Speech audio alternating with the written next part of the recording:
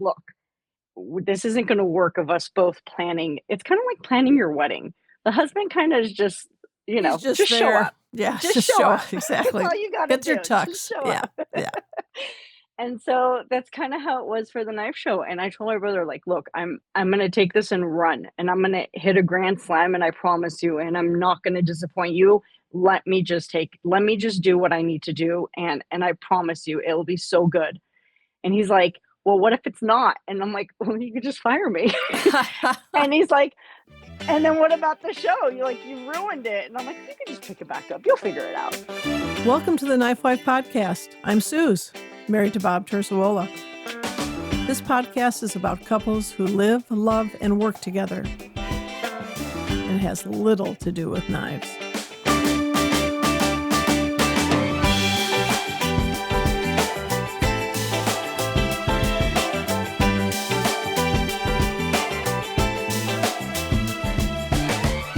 Hey folks, hello Bear, and if you know why I'm saying that as an intro today. I listen to a lot of podcasts. I listen to Nate Bargatze, and I pitched his wife to come on the show. We'll see if she'll do it. She runs his podcast, and it was her idea to start his podcast, and so I would love to have her on. I don't think she's as funny as he is. In fact, she says she's not.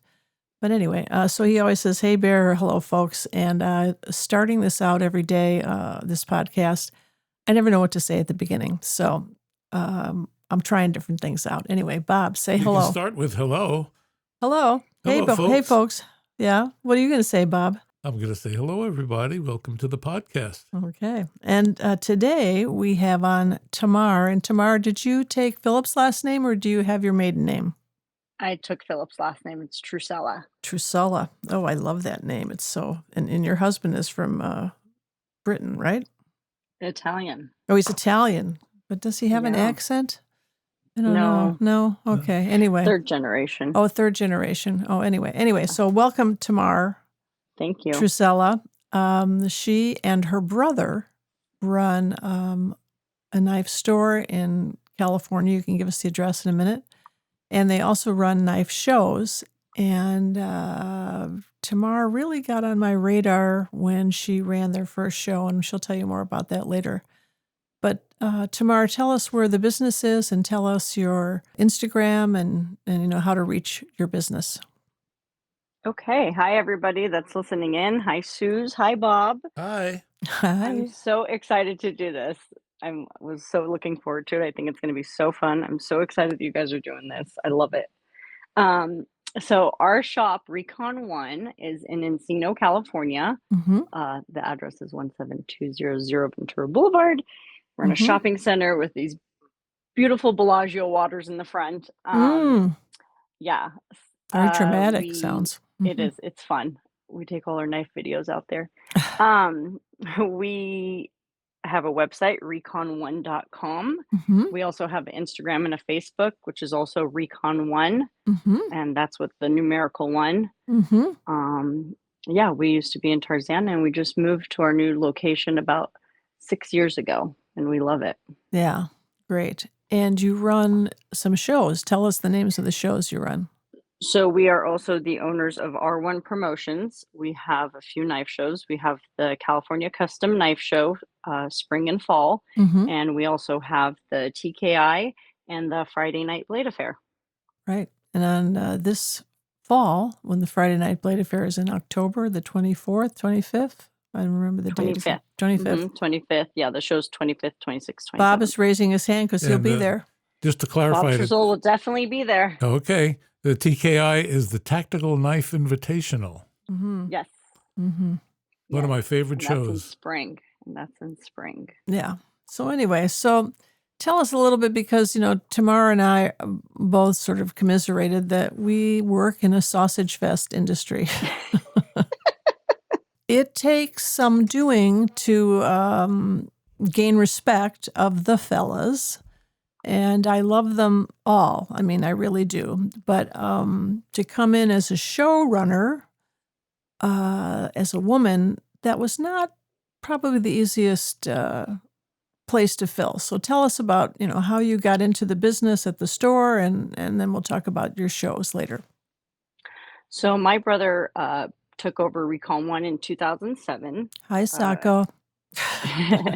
And I remember my dad used to always tell me, you should go work with your brother. You should go work for your brother. And I'm like, oh, I don't know. Like, we've done our whole lives together. I don't think it's a good idea. And he's like, why Yeah. not? You need to work with family. I'm like, okay, fine. I know nothing about knives. Mm-hmm. So I go into the shop, and I used to go in and visit, and I went in on a weekday, and he's like, what are you doing here? And I'm like, oh, dad thinks it's a good idea that I need to come work with you. He's like, are you kidding me? He's like, you don't know anything about knives. And I'm like, I don't know. I'm just going to figure it out. Yeah, I can hear him He's like, saying that. okay. Are you kidding Yeah. me? He says that a He's lot. like, good Are you kidding luck. me? That's Yeah. his thing always. Good luck. Yeah. And so Thanks, Dad. And so, yeah. So here I am, little sister, and I'm like, okay, I'm gonna sell some knives. He's like, great. What are you doing today? And I'm like, nothing. I'm here. He's like, okay, well, you can help the next customer that walks in. I'm like, great. So here come a couple guys. Tamar, little bubbly girl over here, just, hey guys, how's it going? And they ask a few questions. And back then, we used to sell a lot more different production brands. We used to sell katana swords. We used to sell backpacks, just a totally different than what we are today. Mm-hmm. And I end up making like a $500-600 sale. I sold like 4 knives, and I was so proud of myself. Mm-hmm. And I'm like, look at this, I got this. And so, of course, they leave, and then I gotta pat myself on the back and look at that. I just sold, $500-600. Where's my first paycheck? And he looks at me and he's like, you're so proud of yourself, aren't you? I'm like, absolutely. Aren't you proud of me? And he's like, yeah, but you better hope these guys don't come back and return what they just bought. And I'm like, why would they return it? They were so excited. Like, this is what they wanted. He's like, because not one piece of information you provided them was correct. And I was like, oops. Oop. Yeah. Oops. Yeah. That's 100%. Yeah. And so, but if you ever bought anything from other salespeople, though, they don't always tell you the correct information. I mean, you wouldn't be the first person. Yeah. And I'm like, oh, well, I'm sorry. And I'm like, look, I'm just trying to figure it out. He's like, I think you got like the Micarta right. And I'm like, well, that's something better than nothing. And then I started from there on. And now it's like, it's crazy. I know materials and blade shapes and production SKUs, and I know the stuff by heart. And it's been so come through. I don't know. I've been there, maybe 10 years plus. Yeah. And it's been fun. It's been great. I have, my own personal customers I talk to on a daily. I people, my customers and makers have come to my wedding, my daughter's christening. Like it's a whole family. And it is a community. It really is. It's a whole community, and we've all grown so tight. And when I first met my husband and I told him, like, oh, I sell knives, and he's originally from Arizona, so they can have switchblades and guns out there. And I was like, yeah, but I don't just sell knives. Like, I'm a part of this community. I'm like, you'll get it once you see it. And he totally gets it. When he first came, when you first brought him, the first time I met him, talk about trial by fire, Philip. Oh my God. And thank God he was Italian, because Bob's Italian. And so that gave him a leg up on being something else. If he was French, I don't know if that would have worked. Yeah. He really just, I talked about doing some online things, and he said, wow, he's, not expecting this old woman to be thinking in these terms. And he really is charming, and he's a perfect match for you. He really is. Thank you. I can't say it enough. Every time I see pictures on social media of you guys, I'm like, oh. Bob's nodding his head. Him too. Oh, thank you guys. Yes, yeah, he's correct. great. He's amazing. He's definitely the one. And talking about the family, there's one thing that I love about your shows. We take Gigi, our dog, up to the show, and you guys make a badge for her. So when she comes into the show, she's got her own entrance badge. Absolutely. You guys can't come without Gigi. Yes, yes, I know. And, there are many collectors who've now bought golden doodles that come to the Friday night or the TKI shows that has met her there. And now they bring their golden doodles to the show to show us. Last time there Like were three of Scion. them. Scion. Scion's Oh, dogs. Scion has Uh-huh. he has, Scion has one. yep, he has, there's two other ones. They're smaller. They're not full size like Scion's is and ours is. They're the minis. But anyway, So it's going to turn into a knife and golden doodle show. Yeah. And I was recently telling Jason McCoy at Blade Show that we'll also have a nice little corner for all the little kids because he's got two Yeah. grandbabies and then Sako's two kids, my daughter, and we'll have a little daycare. And I would like that. I'm going to go over there because I much prefer the children's table to the adults' table. That's just who I am. I do. They're like, if I've been somewhere and there's a kids' table, I'm like, oh, I'll go sit over there. No bullshit with kids, Oops. I said a bad word. Midhale's going to have to edit that out. So anyway, so you worked in the store, and then how did the show buying, or how did that come to be? I mean, my experience was you were already running the show. You'd started the first show, and for us, it was super, super organized, and everything was in place, and it was such a, I don't know, the next level show. Oh, And thank you. so, I mean, we told you that, you're welcome. And we told Sako that, and he said, it's all my sister. That's what he'd say. It's all my sister. So tell me how that came about. So that came about, the California Custom Knife Shows. We actually took over. Dan Delavan at Plaza Cutlery had been doing the shows for 20 plus years, I believe. Yeah. And he was ready to retire. And I remember him coming to my brother and saying, you know what? I don't want my show to just die out. He's like, but it needs someone young to continue, what he's grown. Yeah. And it kind of just needed a little oomph to it. So my brother decided, sure, why not? And he came up to me and he's like, what do you think about doing a knife show? And I'm like, oh my God, like I've only attended knife shows. I'm like, I don't know anything about putting a knife show on. And when we say knife show, to people who are not familiar with this, we're not talking about gun and knife shows. We're talking about ballrooms or fancy rooms that have a few tables of high-end knives, mostly custom-made knives, or, well, some people use CNC machines. Those are still customs, I guess, today.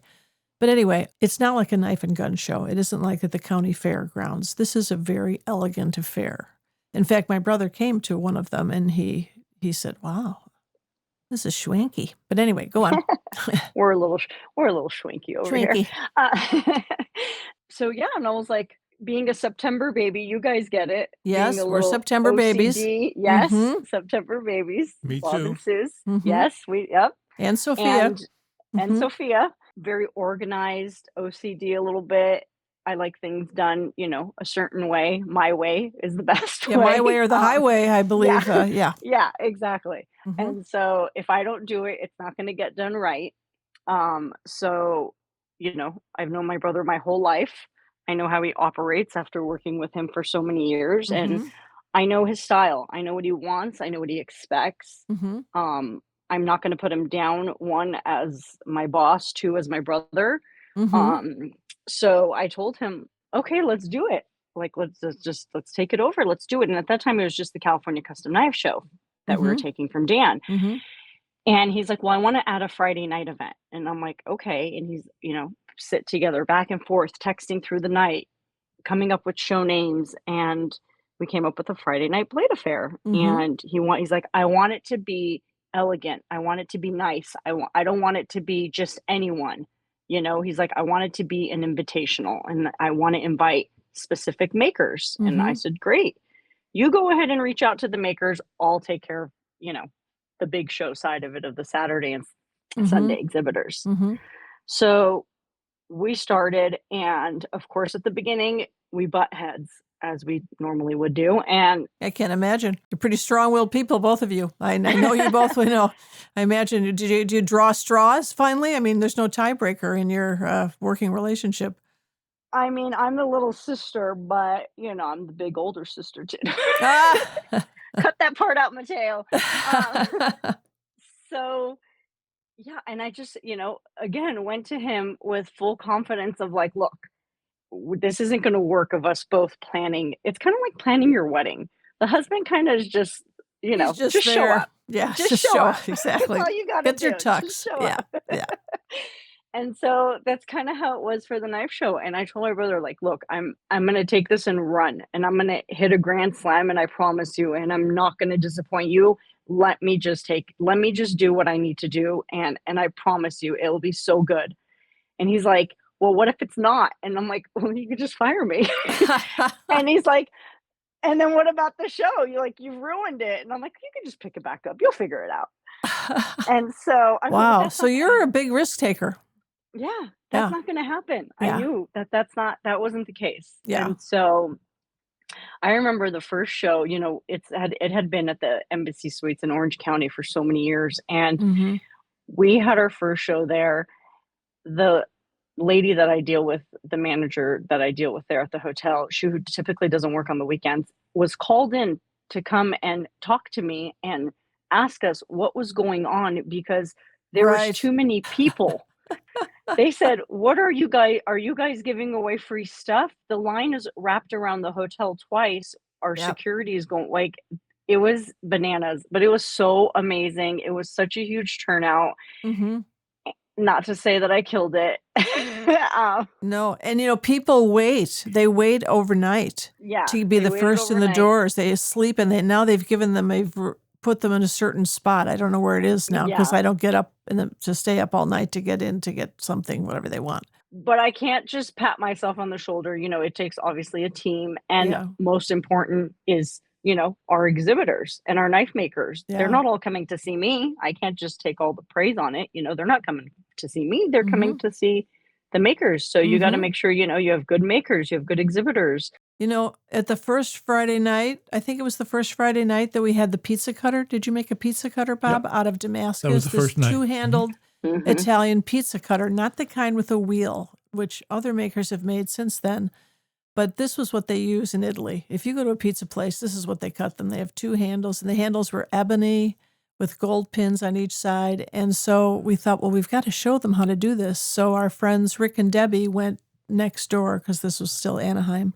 They went next door to Buca di Beppo Buca di Beppo, and they mhm. got some pizzas and they brought them over. And so we were cutting pizzas in the middle of this show, handing out pieces. And you guys provide food. It wasn't like anybody was hungry. But people were like, "Oh, that's what you do with it." Nobody really ever got that knife. I wish, in hindsight, I wish I had kept it. It was such a beautiful thing. And Bob put two holes in either side of the blade, and people are like, "What is that?" He goes, "So you can hang it on the wall because we've been to Italy so much, and they have them just hanging above where they cut the pizzas on the wall, and they hang them on a nail, and it goes through the blade." But people didn't understand that. Anyway, so it's got enough Damascus in it that if you just sold the Damascus now, you'd pay for the knife 10 times over. Sure. So, but yeah, so I remember that. But I also remember coming into the show, and you also did a lottery random with a random number generator, right? Yeah, that's the way we do our Friday night show, Mm-hmm. since everything is by lottery or auction. Um, we tried to figure out the best way where attendees can come and enjoy the show and see all the beautiful pieces Friday night, as opposed to having to go write their name down or tearing out a ticket, and, Right.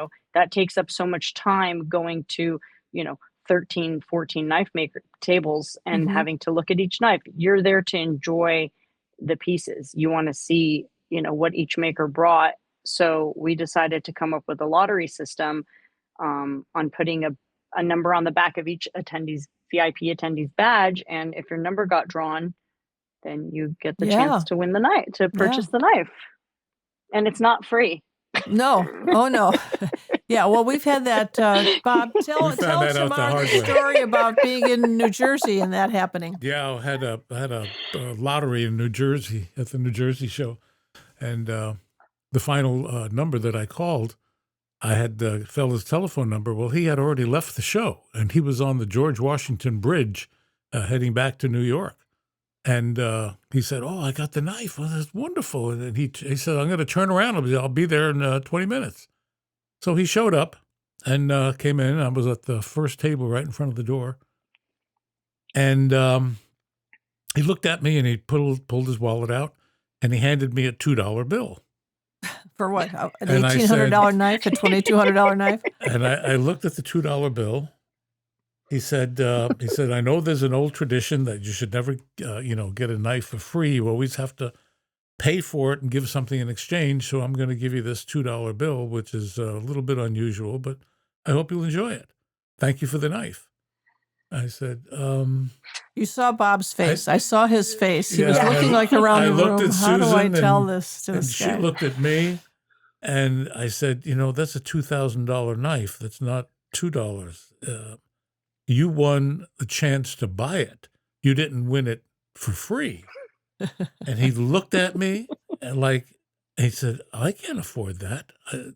I said, well, I'm Well, sorry. neither can Bob. I'm sorry you misunderstood, but this is not a giveaway. We're not, I make a living out of doing this, This is how I feed my dogs. And so he said, well, just keep the $2. And he turned around and walked out. And I'm standing there stunned, actually. And this fellow comes up with his son, English people who I've known for years. Oh, yeah. And they bought my knives. And they said, is that knife still available? And I said, yes, it is. And I told them the story. And they couldn't believe it. So I said, well, here's the knife if you want it. And I said, yes. And they wrote me out a check. And I handed them the $2 bill.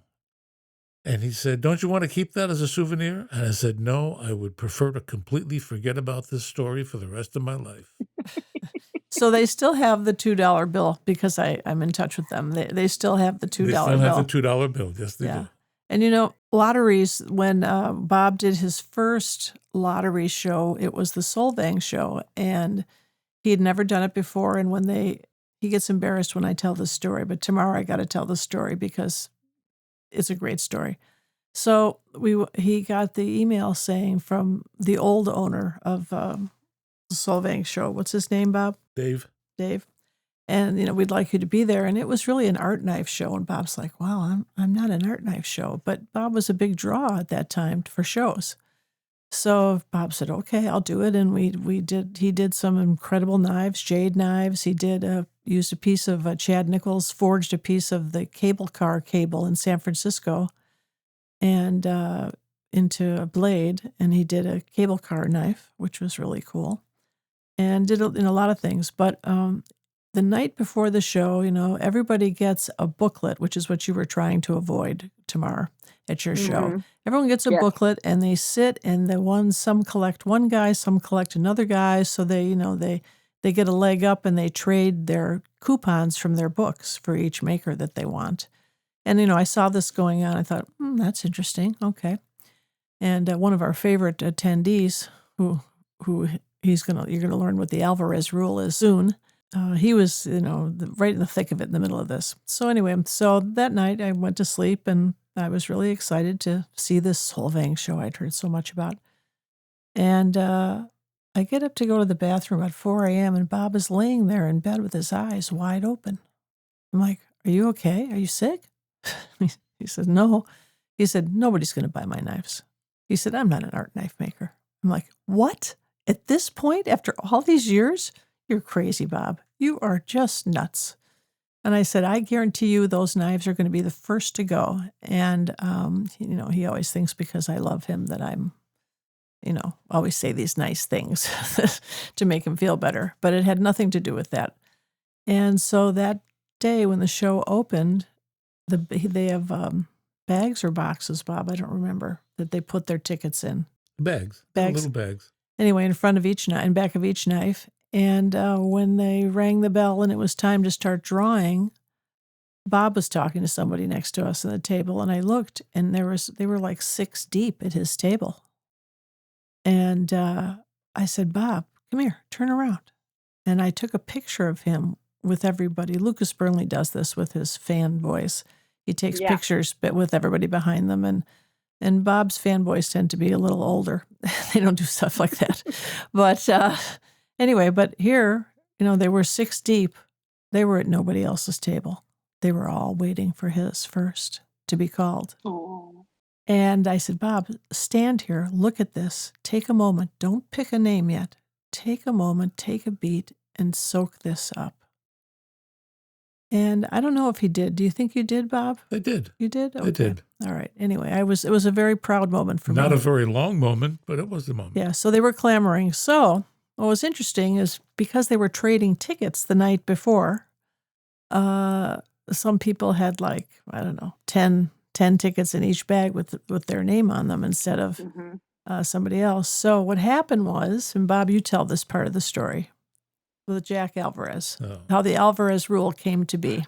That's what we call the Alvarez rule. Jack I Alvarez. feel like Jack Alvarez gets brought up in every episode. Yes, I know. Well, he's like the court jester. You have to bring him up. He's the court jester. Yeah. He's not a wife or anything, but he's in the community. He's gonna have to end up on Yeah, I an know. episode. Yeah. He's like some communicable disease that keeps popping up. What can I tell you? He doesn't go away. But anyway, he had like 4 women that he had brought into the show.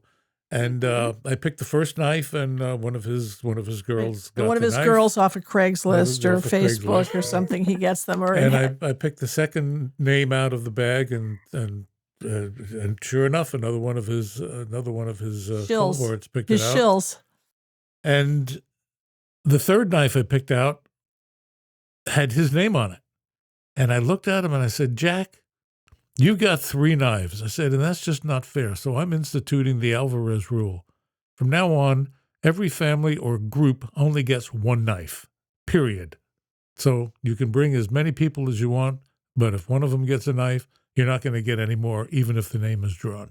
And Jack was like, But he loved it afterwards because he put his arm around me and he said, take a picture of me holding the Alvarez rule. He didn't have it written yet. We now have it written and put on the table. Yeah. And he loves it. Yeah, he loves it. I told him. Yeah, when we hit 10 years of our knife show, we're gonna have all our knife show shirts made in red and yeah, he always wears a red shirt. Although I saw him at the Hall of Fame breakfast and he didn't have a red shirt on. He had red Todd's loafers, I think, on. But he didn't have a red shirt on. He had a button-down shirt like an adult. That looked very nice. Anyway, but the best part of that story was the next day we were supposed to go to breakfast with he and Sherry, who I absolutely love Sherry. And we were supposed to, isn't she great? And and so he, in spite of the Alvarez rule being invented or started and sort of embarrassing him in front of a whole room of people, to his credit, he took us to breakfast the next day as promised. Yep, he sure did. I don't think Jack Alvarez gets embarrassed. Yeah. Yeah, you got a point there. Yeah, I think it takes a lot. But anyway, I don't know how he makes it into every episode. Maybe we'll have to have, I'm going to run out of stories soon about him. We'll have to have him. Tamar, you've come up with a number of really interesting and nice things at the shows. For example, you have your photo booth.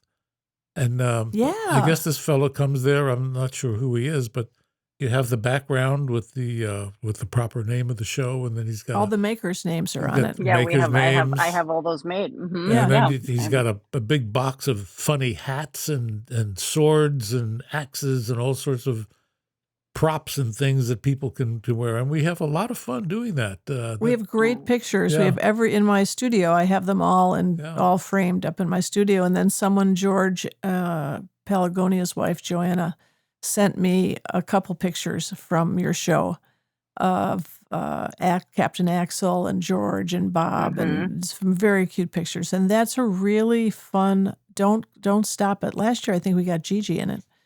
But yes, I think so. Yeah, I get digital copies of all the photos. Yes. So anyway, so there. You should do a calendar or something of those. I don't know if they do calendars. That's a good idea. Yeah, that would really be fun, especially to the people who come to the show. Spend their hard-earned money to fly there. Yeah.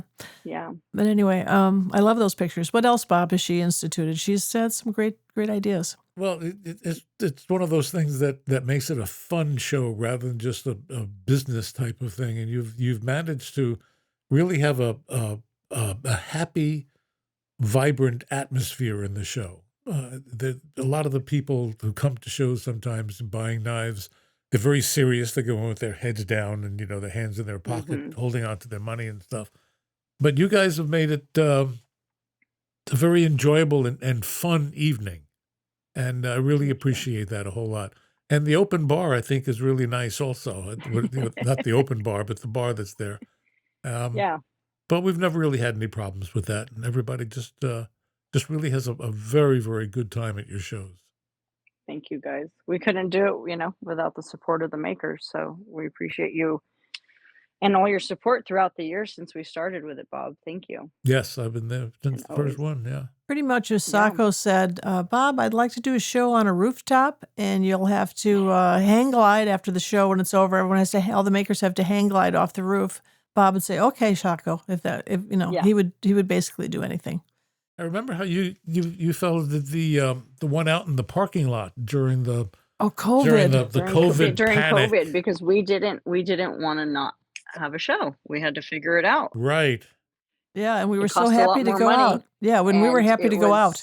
was yeah, it definitely wasn't, it cost a lot of money. Yes, it did. And the Uh, parking lot for yeah, Gigi was very the- dirty. She came white just and leave it ended at up that. black. Yeah. But that was Yeah. the show where a guy was bidding up on a knife with Bob. I think I've told the story.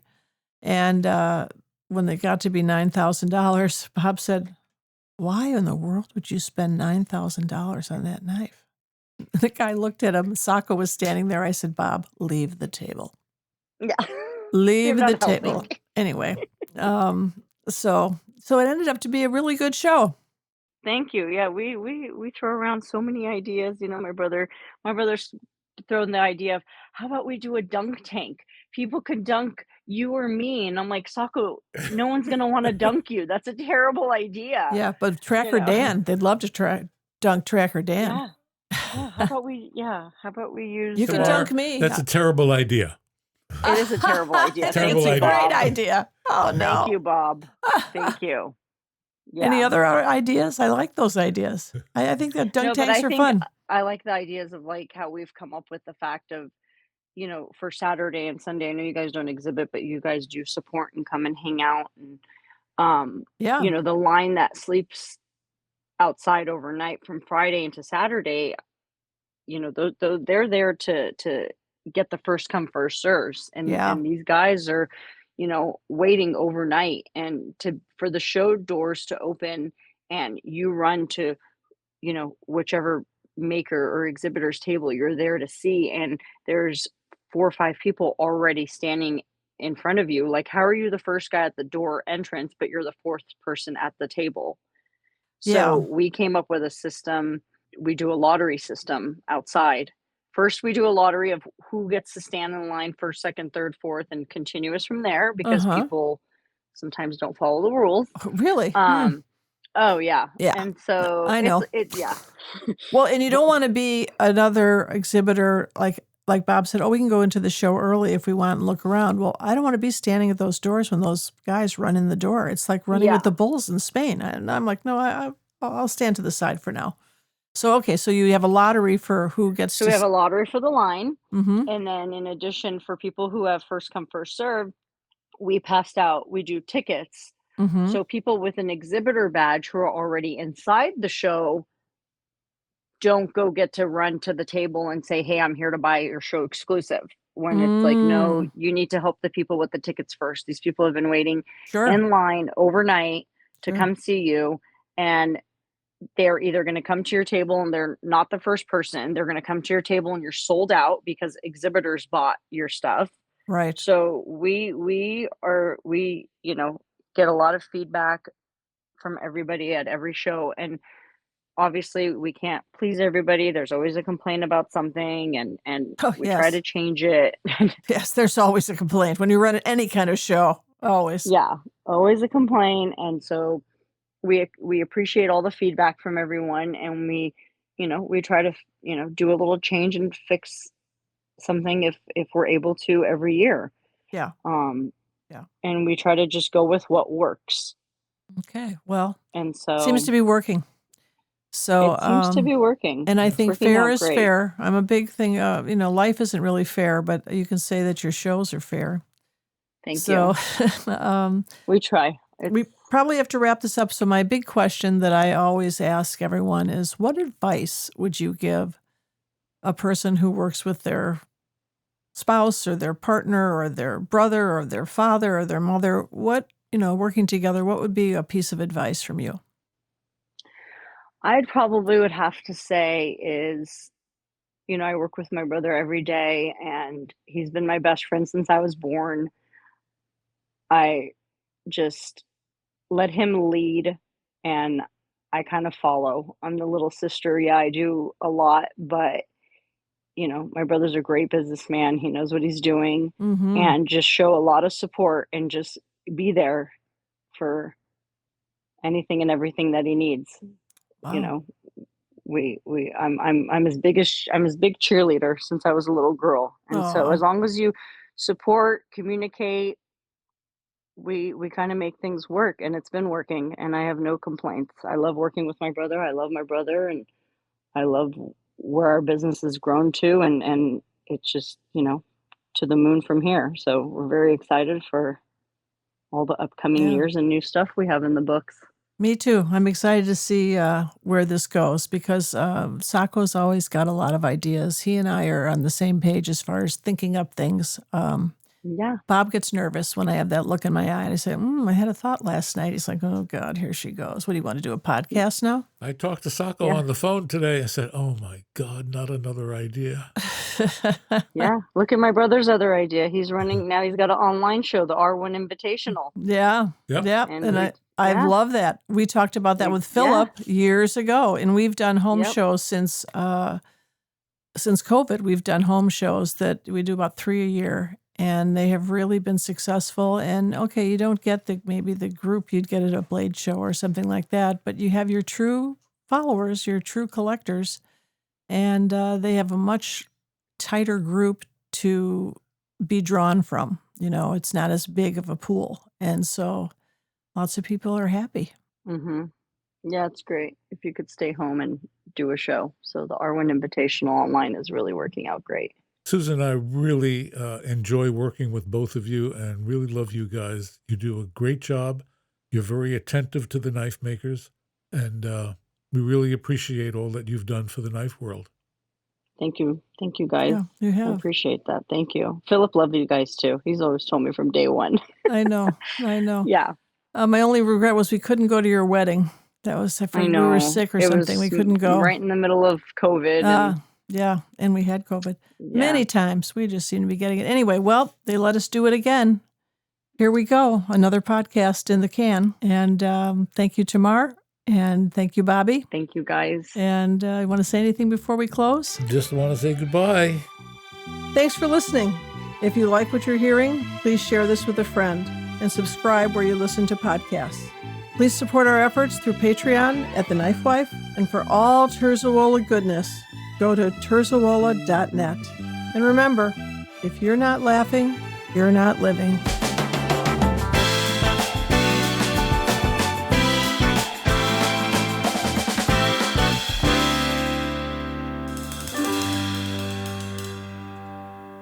Comments and questions can be made on Instagram at The KnifeWife Podcast or our Facebook group, The KnifeWife Podcast. And if you're a couple who work together and would like to be on our podcast, tell us about yourself with an email at eccentricsuz.com or terzuola.net.